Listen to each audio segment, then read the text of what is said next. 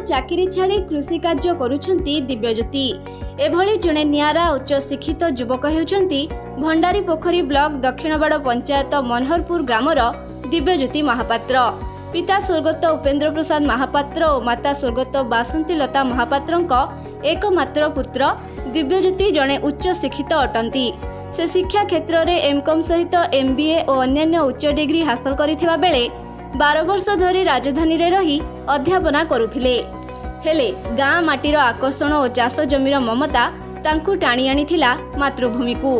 आउ एबे गाँ रे थिबा 10 एकर चाष जमी रे बहुमुखी धान चाष करुथिबा बेले 2 गोटी पोखरी रे विभिन्न किस्मर माछ चाष मध्य करुछंती। या छड़ा उद्यान कृषि ठारू परामर्श नहीं पनीपरिबा चाष मध्य करिछंती। सबुठारू बड़ कथा हेला विभिन्न समय रे कृषि विभाग ठारू से प्रशिक्षण ग्रहण करुथिबा बेले स्थानीय चाषी भाई मानकु मध्य उन्नत मानर चाष पई परामर्श देउछंती।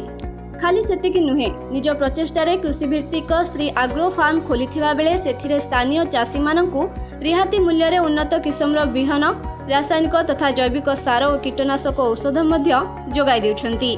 तेबे वर्तमान चाष कार्य प्रति उच्च शिक्षित माने नाक टेकुथिबा बेले दिव्यज्योति सेमानक पई प्रेरणार उत्स पालटिछंती। भद्रकरू कमलाकांत परिडांक रिपोर्ट, संभव टीवी ओडिया।